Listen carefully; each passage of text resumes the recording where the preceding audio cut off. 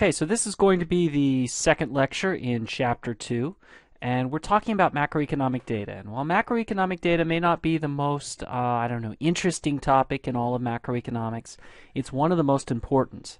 And one of the reasons why it's important is because, well, as any science, we need data in order to study the way the macroeconomy works.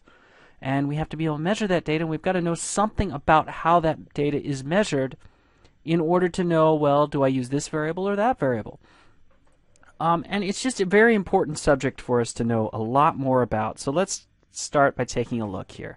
And in this first lecture, we're going to, or the second lecture, we're going to talk specifically about consumption. So let's define this as the value of all goods and services bought by households. So you can think of this as household spending, consumer spending, or the private spending. It accounts for about 70% of our economy, which makes sense because the whole point of an economy is to create goods that we consume. We don't create goods just, well, for the sake of creating goods. We create them because we want to consume them. So it makes sense that it's about 70, it's a big part of our economy, about 70%.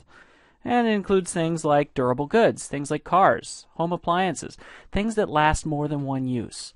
Now, the way I define a durable good is a good that lasts beyond its initial use, which is not exactly the right definition because, well, we have some things that last beyond their initial use that we aren't going to call durable goods. We'll still call them disposable goods.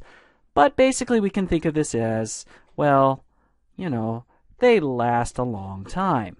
Then we have non-durables. Non-durables I like to define as a good who is completely consumed or destroyed as it's used. So peanut butter and jelly sandwich is my favorite non-durable good. I eat the peanut butter and jelly sandwich. I've consumed it. It's no longer a peanut butter and jelly sandwich. It is something else that we, well, don't want. So non-durable goods are goods that, well, last a short time. Now, I might say that, what about something like clothing? Clothing is weird because guess what? It lasts more than one use, but we still think of clothing as a fairly small part of our budget relative to, say, a house or a refrigerator or a car, and it lasts relatively less time. So I'm probably going to keep, my favorite pair of blue jeans for less time than I'm going to keep my favorite car. That's kind of the idea behind that. And so it gets a little bit wibbly-wobbly in our definition. But think of it basically, durable goods last a long time. Non-durable goods don't last a long time. They last a short time. Then finally we have services. Now you'll notice that I don't usually use the term goods and services. I'll just talk about goods. Because to me, a service is a good. What is a good? It's something that can provide for some need or want that we have, right? And so, well, my hair is getting a little long, and so I want a haircut. So the person who cuts my hair provides me with a service. Now, there isn't a tangible good like a peanut butter and jelly sandwich or a car, but I do have the joy and satisfaction of knowing that my hair is shorter, right? So that's why we do this. We differentiate this out with services, but for the most part, I'm not going to worry about that. I'm going to most part talk about goods, and goods are things that provide services. Okay, so keep on going. We've talked a little bit so far about what consumption is, and you'll forgive me, yeah, I know, you probably had all of that in principles of macroeconomics, and so it was review. So let's take a little bit of a step beyond what we did in principles. And let's talk about, well, how does that consumer, all right, make the decision of how much to consume? In other words, how is the amount of consumption determined? And so I want to start with a very, very basic model. Now, this is probably a little beyond anything you've done before, especially if you haven't had our intermediate microeconomics. If you have intermediate microeconomics, hey, you're golden. So if I do anything that's just really, really just blows your mind that, yeah, I've never seen this before, oh my gosh, I don't know what to do. On the course website, there are links to some review videos that go through some of the basic tools we're going to use in this particular section. All right. So question is, how does the consumer choose how much to consume? And originally we thought about consumption in terms of a one period thing. So it's right now, how do I choose right now how much I want? But that raised some problems. All right, and if you want to know more about that, you should take a look at the consumption puzzle. All right. Well, part of the problem that is raised by this consumption puzzle, in other words, people's consumption doesn't act just exactly the way intuitively we think they should, and we don't have a good reason for that, was that those early models only looked at one period at a time. But we know that we think about time in terms of what's coming in the future. So for example, right now you're investing in the future. You are taking this class. Well, instead of taking this class, you could be working more at your job. And if you're working more at your job, you'll earn more income. So why are you giving up that extra income you could be earning to take this class? Well, presumably you're doing that because you know that if you complete this class, you'll gain more human capital and you'll be able to do a better job, which will get paid, well, more money. And so you are investing in the future. So why are you giving up consumption now to take this class? Because that's really what you're doing. You're working less and you're paying tuition, so you're giving up consumption. So why would you do that? Well, simple. Because you expect a return in the future. You're forward-looking. Well, that's an important thing for us to model in any kind of macroeconomic explanation of why consumers do what they do. Hence, long story short, the intertemporal choice model. So basically, we're going to reduce the world down to two periods, now and tomorrow. So the present and the future. So period 1 is right now, that's the present. Period 2 is the future. So let's cover just a little bit of notation. First of all, if you look right here, so let's look at Y1. What's going on with Y1? Well, first of all, we've talked about Y. That's equal to income. It's also equal to output. We have that big accounting identity that tells us that input equals output equals GDP. All right, that's what Y is. It's our real income. But what's the deal with this little subscript on there, that little sub 1? Well, that tells me that that's the income in period 1. All right, sometimes I'll write this Y sub T. Okay, that Y sub T tells me that's income in period T. There's other times I'll do something, even fancier, like Y sub T minus 1. That's the income from the previous period. Or Y sub T plus 1. That would be income in the next period, or the period after T. Okay, so we're going to index our variables based on the time frame that they come from. In this case, either period 1 or period 2, either the present or the future. C1 and C2 are consumption, how much we choose to consume in period 1, how much we choose to consume in period 2. S is a special variable. That's our savings variable.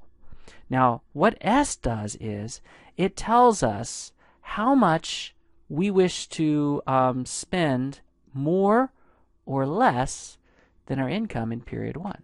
So here's the deal. Savings, right, doesn't have to be savings. It could be positive. It could be negative. So savings, it's positive, means I will spend less than what I make in period 1, and so I carry that over to period 2.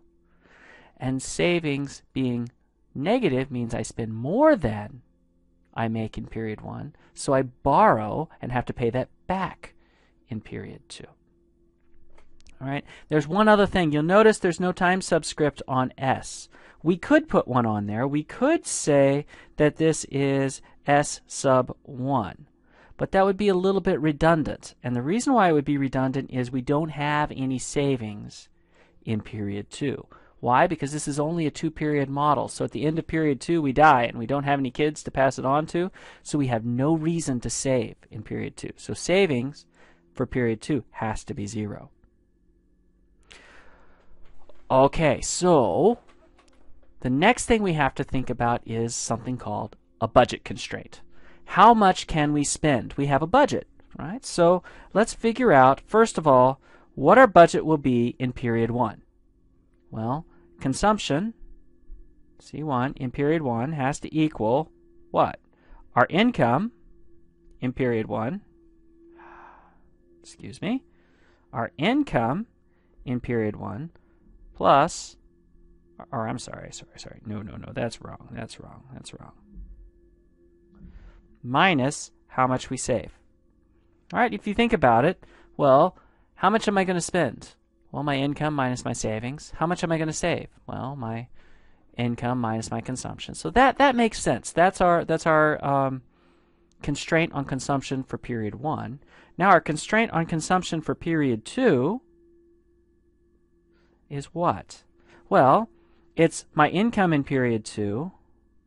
Now this time it's plus, because I have savings, it's plus my savings, but I get some interest, right?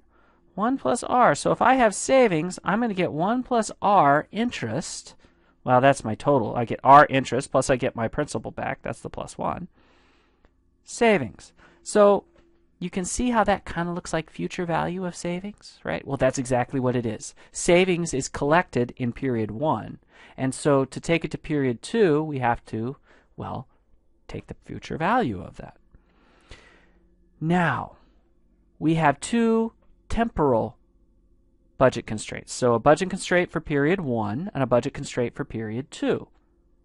How do we get an intertemporal budget constraint? Or in other words, a budget constraint for our entire lifetime, for the whole time period that we're alive, right? Well, the way to do that is, well, we just combine these 2 equations. And if we solve both sides for s, all right, we can see that, well, s in period 1 equals what? Well, y1 minus c1. Yeah, that's not too surprising.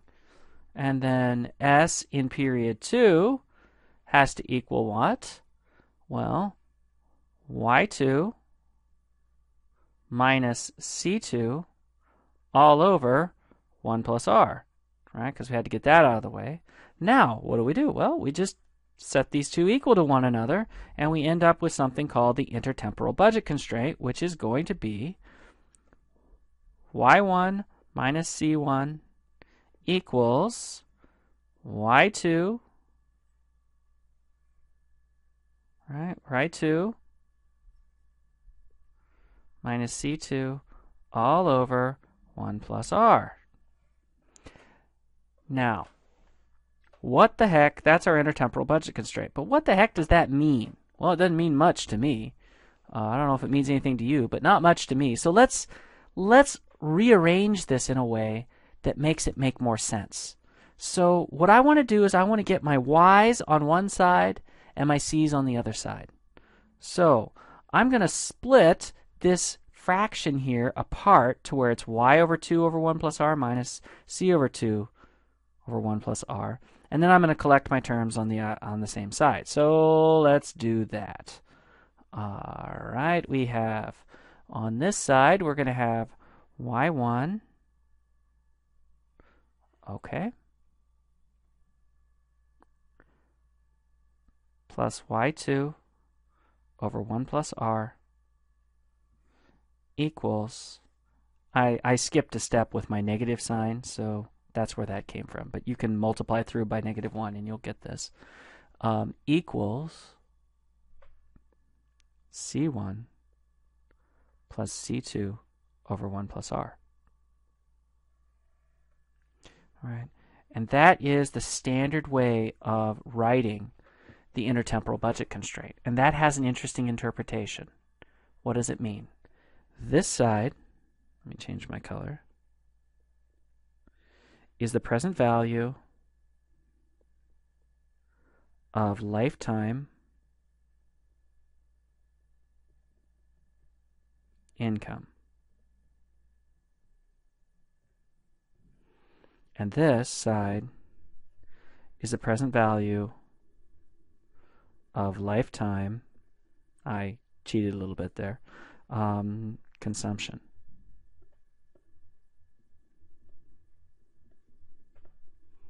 Okay?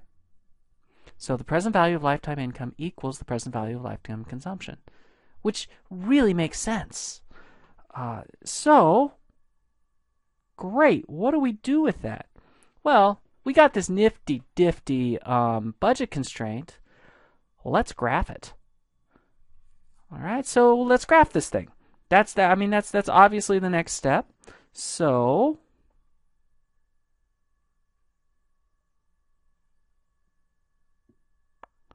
let me do that. Let's first of all, we're going to draw a graph here. We're going to put our axis so it looks like this. And on the vertical axis, I'm going to put quantities of consumption in period 1. And on the horizontal axis, I'm going to put quantities of consumption 2. Okay, now what I have here is this map that maps all the trade-offs of consumption 1 and consumption 2. So let me change colors here for a second. Now, I have all the possible combinations of consumption in period 1 and consumption in period 2. So the first thing that sounds like a good idea to me is to figure out, well, how much could I buy if I only decided to consume in period 1? So I take all of my income and use it in period 1. Well, that means consumption in period 2 is equal to 0, and so consumption 1 plus consumption 2 is equal to, well, consumption 1. So what that means is I spend the present value of my lifetime income in period 1. So the intercept up here is going to be y1 plus y2, but I have to take the present value, so I have to divide that by 1 plus r. Okay? So what's the next question? The next question is this. What happens if I consume everything in period 2, so I don't consume anything in period 1? Well, the first thing you might say is, well, yeah, you're going to starve to death in period 1. Well, don't worry about that. What happens if I consume everything in period 2? Well, then, my consumption is going to equal what? The future value, or the period 2 value of my lifetime income, which means I have 1 plus r times y1 plus y2. All right? That's how much I would have in period 2 if I saved everything in period 1. So, if I connect these two dots, I now have what's called the budget line.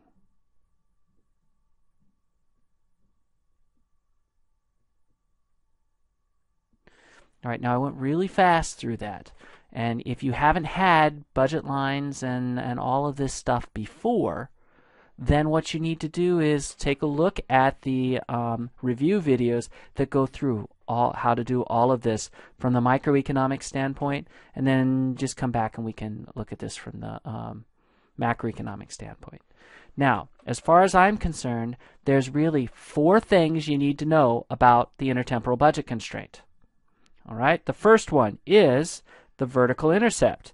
How much we're going to spend in period 1 if we spend everything in period 1. The second thing we need to know is the horizontal intercept, which is how much we're going to spend if we save everything in period 1 and only spend in period 2. Okay? That's the first 2 things we need to know. The third thing we need to know about the budget line is this point right here. I'm going to switch colors here so I don't get too confusing. Now, what's this point? This is what I call the endowment point. And I'm not sure I know how to spell endowment, but that's pretty close. Point. Now, what is that point? Well, it's kind of special in that it is the point of consumption where we spend y1 in period 1 and y2. All right, excuse me, let me undo that. y2, all right, right there, in period 2. All All right, in other words, we don't save or borrow at all. So savings is set equal to 0. How much could we spend in Y1 in period 1? Y1. How much could we spend in period 2? Y2. And we always have that point available to us. So that is the third key fact about the intertemporal budget constraint that you need to remember. Now there's one more fact that we should know, and that is, what is the slope of this budget line? Now, the easiest way to figure out the slope of this budget line is, well, we have 2 points. We have the vertical intercept and we have the horizontal intercept. Well, you got 2 points, just find the equation of the slope of a line using those 2 points, rise over run, right? And so we rise the vertical intercept and we run the horizontal intercept, and so if you take the vertical intercept divided by the horizontal intercept, you're going to get 1 over 1 plus R. Almost. All right, where R is the interest rate. That's almost right.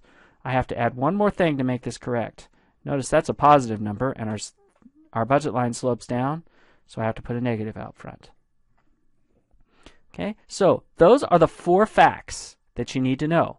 You need to know the vertical intercept and the horizontal intercept. And the thing is, they're easy to remember. All you have to do is remember, I get income in period 1 and period 2. How much do I spend if I spend everything in period 1? Well, I'm going to spend the present value of my lifetime income, which is Y1 plus Y2 over 1 plus R. What happens if I spend everything in period 2? Well, that'll be the future value of my lifetime income, which is 1 plus R times Y1 plus Y2. The next thing we need to remember is the endowment point, which is, well, Y1, Y2. Right? That's if I don't save or borrow anything. And then final thing I want to know is the slope of this line, right? And that's always negative 1 over 1 plus R. Now, I've made inherently a pretty big assumption here. Can anybody guess what that is? Well, since this is a recorded video, I won't wait for you to respond. The big assumption that I've made here is that the interest rate I pay when I borrow money is the same as the interest rate I get paid when I save money. All right, is that a big assumption? Yes, big, huge. And we'll talk about that a little bit more later. It really doesn't matter that much as far as our understanding this model. We can figure out all kinds of cool things about this, keeping that interest rate the same, but it's also not that hard to change it. All right, all that happens is, if I change this, then at the region of the budget line that I borrow, I'll have one slope, and the region of the budget line that I save, I'll have another slope. All right, simple enough. And the place where it will bend, or the inflection point, or the change in slope, will be at the endowment point. Okay, so we need to do one more thing while we have this here.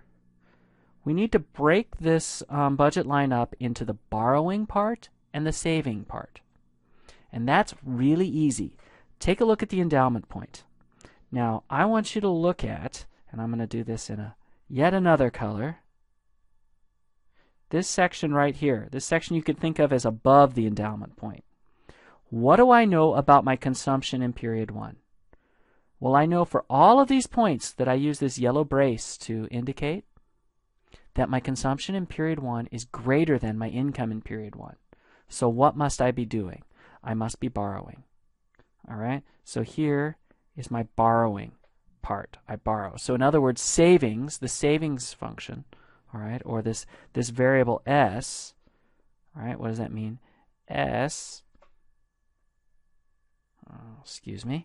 S is less than 0. Okay, now what about this section down here? And let me use one more color. All right, for all these points that I use the orange brace to indicate, consumption in period 1 is less than Y1, right? So what must I be doing? I must be saving, which means what? Right? I know I used the S twice here, but that's okay. Savings is greater than 0. All right? So if I'm in the orange part here, the part below the endowment point, what does that mean? That means I'm saving. If I'm in the part above the endowment point, that means I'm borrowing. So many of you who are in in undergraduate school will take out student loans and do the stuff. You're investing in the future. You're in your borrowing phase.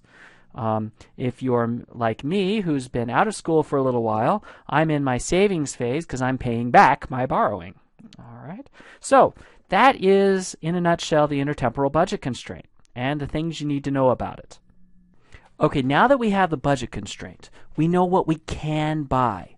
So let's take a look at how we choose what we want to buy. So let me go ahead and redraw for you a budget constraint. Now, what goes on the horizontal axis? Right, the horizontal axis, not the vertical, the horizontal. What is that? That is consumption in period 2. And then we think about, well, what goes on the vertical axis? Well, that's consumption in period 1. And so basically what we're doing is we're mapping the trade-off between consumption in period 1 and consumption in period 2. So I'm going to go ahead and draw in my budget constraint. And so we realize that everything on the budget constraint or below, so on the budget constraint or below here, all this area, is affordable. We can afford to buy that. Okay? So, let me get rid of those. How do we decide which one of these affordable bundles we want to buy? Well, we have this thing called an indifference curve. Now, an indifference curve gives us all the combinations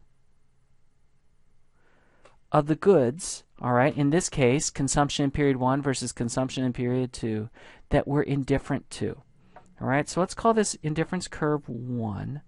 And all of those places on there we like equally well. So if I ask you, do you want point A or point B? You say, I don't care. I like B. I like A. But you know, I like B too. Right? I like them both. Okay? And so if I have a point C right here, well, I'm going to like A, B, and C. They're all the same. The other thing is that if I have, say, a indifference curve that looks like this, well, then I know if I have point D on here, I like point D better than both A, B, or C. Why? Because it's on a higher indifference curve. And basically, with indifference curves, the more we go to the more northeast, the better. All right? All right, so up to the northeast is better. Okay, so let me get rid of that real quick. Okay, and let me get rid of this last one here. And I want to draw in 3 indifference curves. So I've got 1 in there already. Let me draw one more. All right, and I'll put it in kind of like this. And let me put a point on that indifference curve. We'll call that point D. And then let me draw one more. Okay, and we'll call that point F. Now you'll notice my indifference curves got a little sloppy out here. Indifference curves cannot cross. That's an important feature of an indifference curve. They'll never cross. Now there's a lot of things about indifference curves I'm not telling you here because, well, it's a macro class and I don't want to bog you down with too many details. I highly recommend, if you haven't seen this before, go check out the review videos that really go through indifference curves and budget lines quite well. But the idea here is, well, which point do I like? I can have A, B, or C, all right? So A here, B here, or C here, B here, or D, or F. Which one of those do I like the best? Well, clearly, I like F the best. But I'm not going to buy F. Why not? Well, simple. F is not affordable. F is beyond my budget constraint. Okay, so next. Which do I like next? Well, I like D. Right? I like D better than C. And because D is on a higher indifference curve, I know I like it better than A, and I like it on B better than B. Right? So I know I like D the best of all the ones that are affordable. So, how do we choose? Well, we choose that consumption combination where our indifference map or our indifference curve is just tangent or just touches at one point the budget line.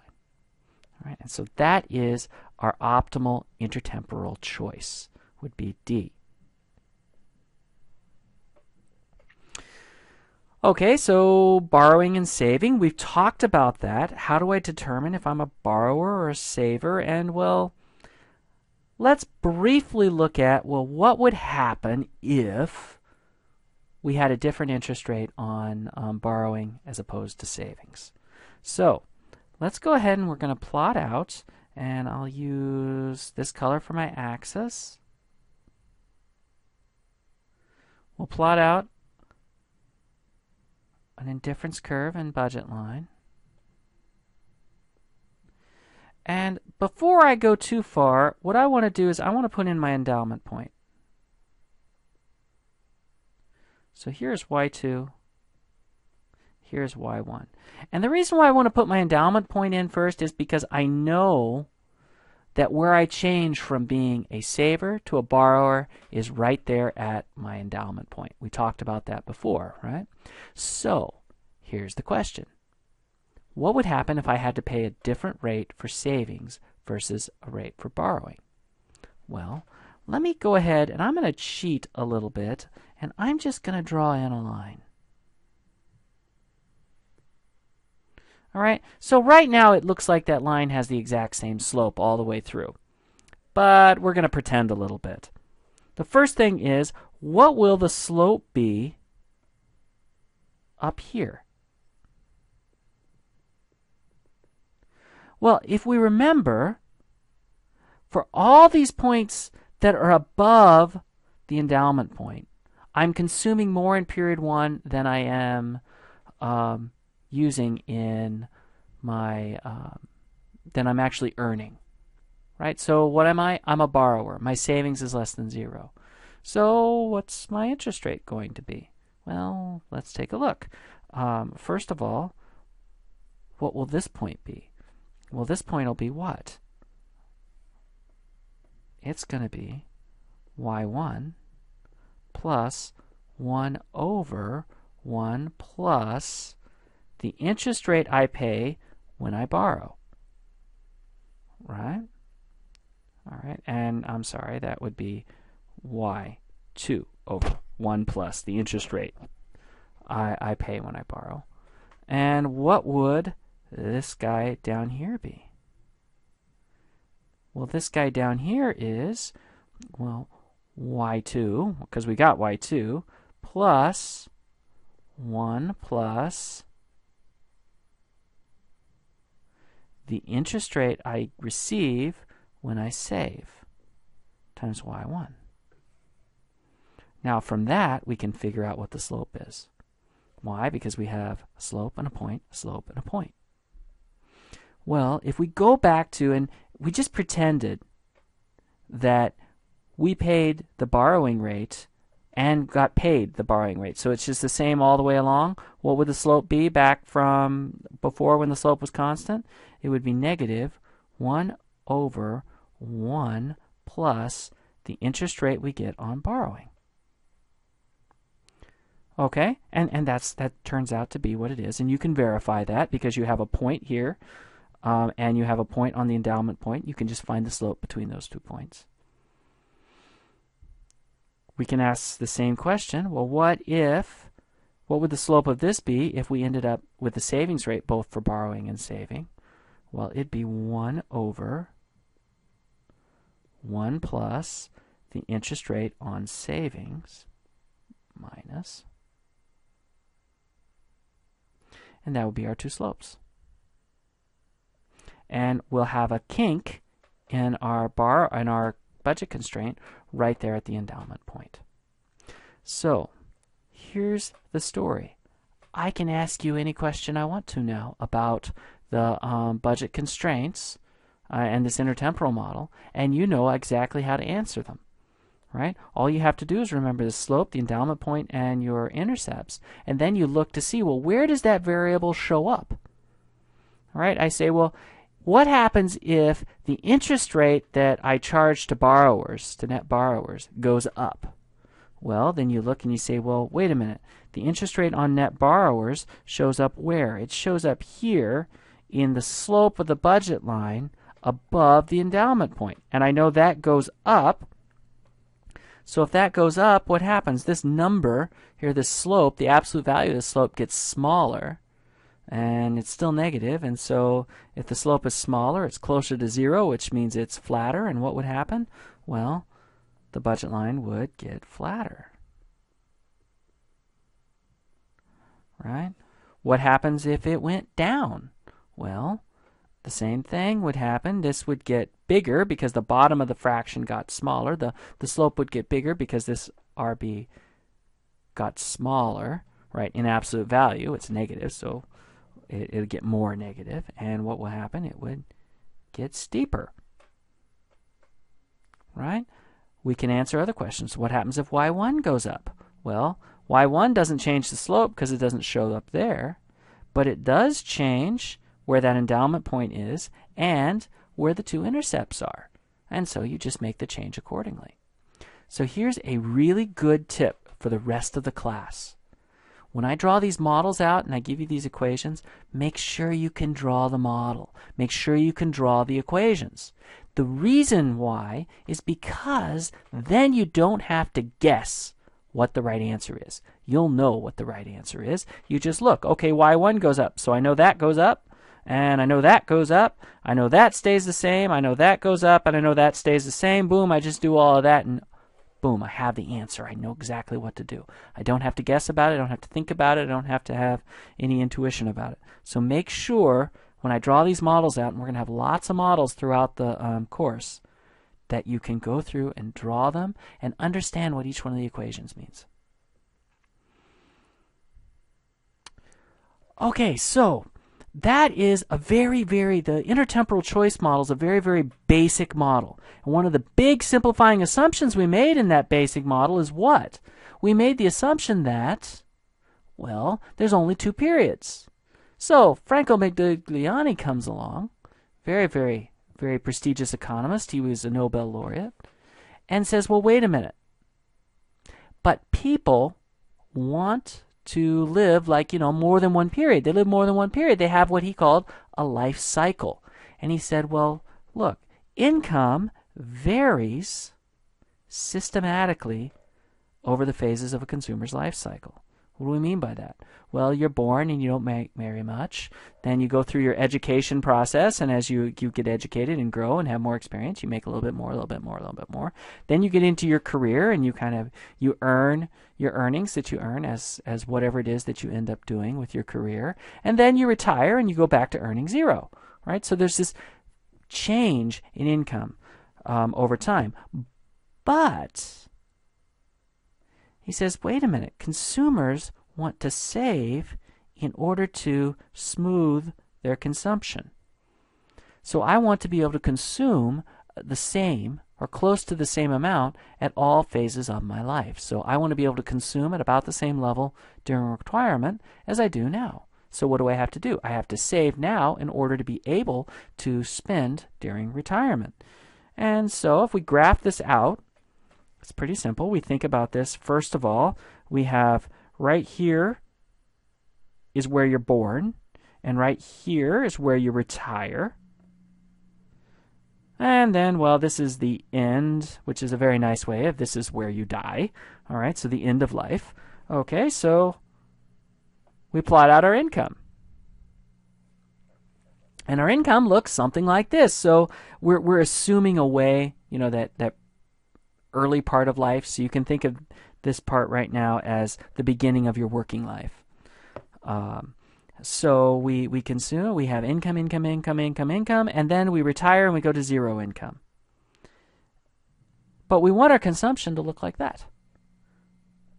So what do we have to do? We save during our income earning phase of our life, and we dissave during our retirement phase of our life, or the end part of our life. And so if we plot out our wealth, that's our accumulation of savings, it maximizes here at retirement, And then we just save, and so we expend it all until we reach the end of our life cycle. Okay, and you might say, well, this is, pretty self-evident. And yeah, the way we've explained it here is pretty common sense.